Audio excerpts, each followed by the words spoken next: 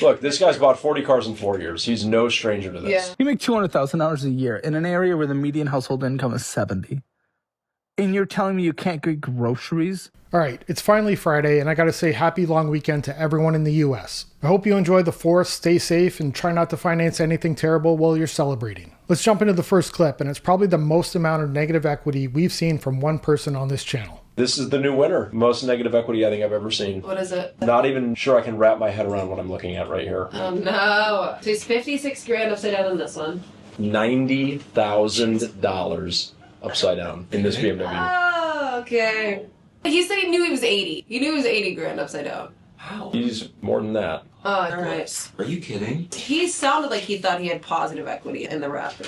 That's the most I've ever. I don't know, yeah, that's what he sounded like on the phone. But he's like, that's why I want to get out of the BMW just because I'm losing so much money in it. But like full-blown MMR is 79, so he's probably going off of that number. $150,000 isn't just negative equity. That is a good down payment on a house in a lot of places. And something like that probably didn't happen from just 2 car deals. That happens when old mistakes get carried into new loans. So getting out isn't as simple as just selling the cars and moving on. This guy's going to need a pile of cash just to get back to zero. Because this wasn't just one bad decision.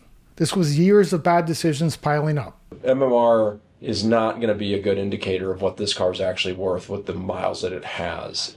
They're just so high. It's looking at cars that did sell that have on average 11,000 miles. Look, this guy's bought 40 cars in 4 years. He's no stranger to this. Yeah, so. Okay, this car, the miles are just so out of whack.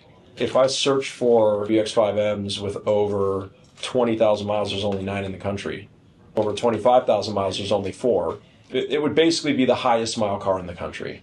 Okay, fun. So that'll be. So let me adjust this number on the. 40 cars in 4 years is a different car about every 5 weeks. These vehicles are definitely not about transportation. It's the excitement of the next deal. But every trade has a cost. Even if each one only costs a few $1,000s, doing it 40 times adds up fast. At 1 car every 5 weeks, the dealership should have gave him his own parking spot. X5 a little bit. I think it's a little low, but still, it's not good. It's not gonna. Monthly depreciation is $1,500 on it, so it's really bad. And market day supply is really high. 112-day market day supply. 90,000. Just absolutely wild. Should I call him? I would just call him, go over it with him. That way you can reaction in real time. Thank you. At least he's aware. He is on the BMW. I don't know about the Raptor. It didn't sound like that was. There's no data point that would suggest positive equity on that. I mean, his payoff is so far above the appraisal value. There's just no way. All right, let me call. 40 cars in 4 years is crazy by itself, but the bigger issue is what it created. Because eventually the cars are gone, the excitement is gone, and the only thing left is the balance. That's usually where people realize the car wasn't the expensive part, the pattern was. Really quickly, if you could hit that like button, drop a comment, it really helps the video out, and if you're new, please consider subscribing. So I make a shade over $50 an hour. Guys, what the are we doing? What does that translate to? Around 107 annually. You make $200,000 a year in an area where the median household income is 70. And you're telling me you can't get groceries? You shouldn't even be freaking out on about a $500 purchase. How have you guys f***ed this up so bad? And then you guys don't even have the same conclusion in the end about what it looks like today or how it's gotten there. A household income of $200,000 should be enough for groceries. Not just that, but to eat like royalty. So when someone says it isn't, my only question is, where's the money going? Because income matters, but spending matters just as much. Sometimes the problem isn't earning more, it's that the lifestyle grew just as fast as a paycheck.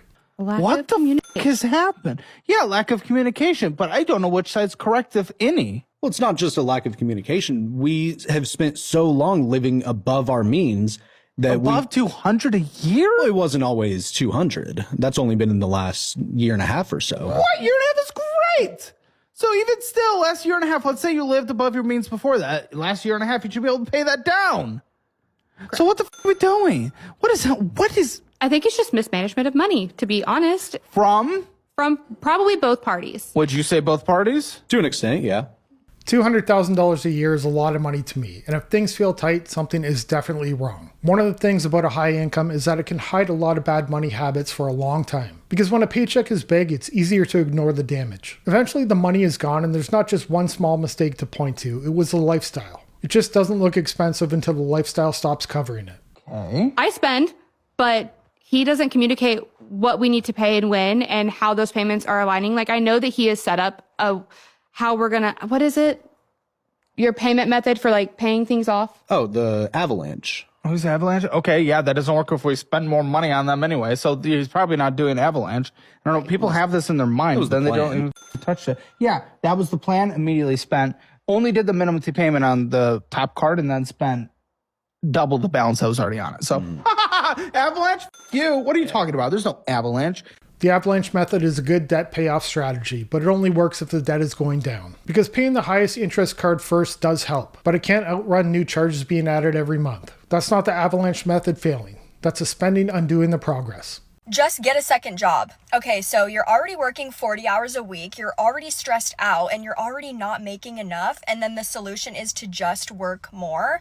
Like, at what point does that become your whole life then? Because even if you do get a second job, that's not stability, that's survival. Because at that point, you're not actually building anything, you're just spending more time trying to stay afloat. I felt that way so many times in the past, but what I didn't do was go online and complain about it. What I did do was find ways to make money on the side. If I had to, I would take a second job. And probably the one I did the most was just stay late at work. If there was a weekend shift available, I would pick it up. A lot of the times it didn't feel worth it, but when you were struggling, any extra money you can earn is going to help. And the reason this advice bothers me so much is because it's sidestepping the actual question, which is, why doesn't one full-time job cover a basic life anymore? That's the part that nobody actually wants to answer, and instead we just keep telling people to work more and act like that's a solution. And honestly, I don't want to spend my whole life just trying to keep up. I want to actually be building towards something. Even if she got that answer, it still doesn't change anything. It doesn't help the situation at all. Because knowing why one job isn't enough doesn't suddenly make one job enough. It might explain the problem, but it doesn't pay the bills. The question shouldn't be, why is this happening? It should be, what changes now? I just graduated college and I am completely unemployed with no future job prospects. And I feel like this is such a fucking weird time in my life because no one ever prepared me for it. For so long, like literally, when I was in elementary school, people would just be like, oh my God, just get your degree. Get your degree and you're good. Get your degree and you're good, right? So I did that. And I'm in debt and I got my degree. And now like I'm applying to every fucking job like imaginable. And it's not fucking enough. Most people these days are applying online. Click a button, send a resume. You are only a piece of paper to a potential employer. I think more people should do it the old-fashioned way. Put on some nice clothes, shake some hands, and give them your resume in person. I got most of my jobs that way. It really makes you stand out because not a lot of people do it anymore. It's not enough. Every single job wants like 5 years of experience and a master's degree.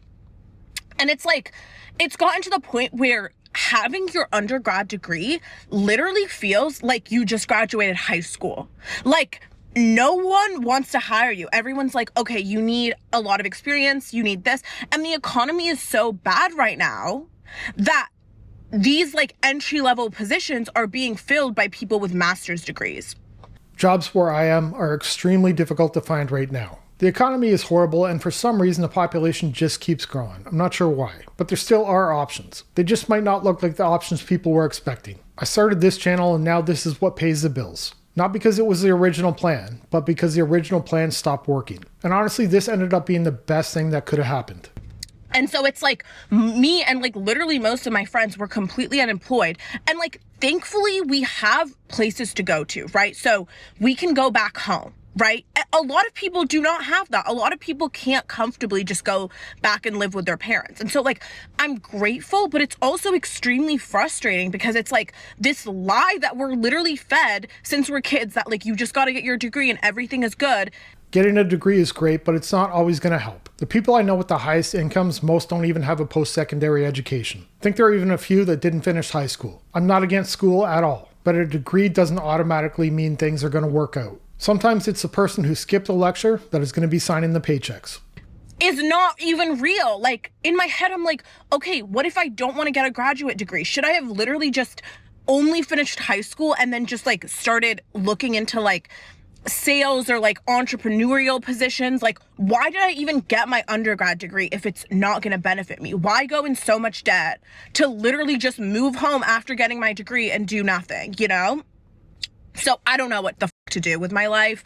She's probably going to feel this same way a lot throughout her life. even when she eventually finds a job that makes her happy. Companies close, there's layoffs, you never know what's going to happen. For myself, it's been a different job in a completely different field every 4 to 5 years. It wasn't always by choice, and it was extremely frustrating at the time. But every time I moved from one job to the next, it ended up being the right move. This is kind of embarrassing to admit, but I think I got so used to being unemployed that the idea of having a job feels so inconvenient. Like, why am I annoyed at the idea of having responsibilities? That definitely feels backwards. Honestly, I wouldn't mind having a job if it wasn't fucking 8 hours of my day. You literally spend more time at work than you do enjoying your personal life. That's why I hate work so much. I've now gotten a chance to enjoy my life, and going back to 8 hours of work a day, what are we doing?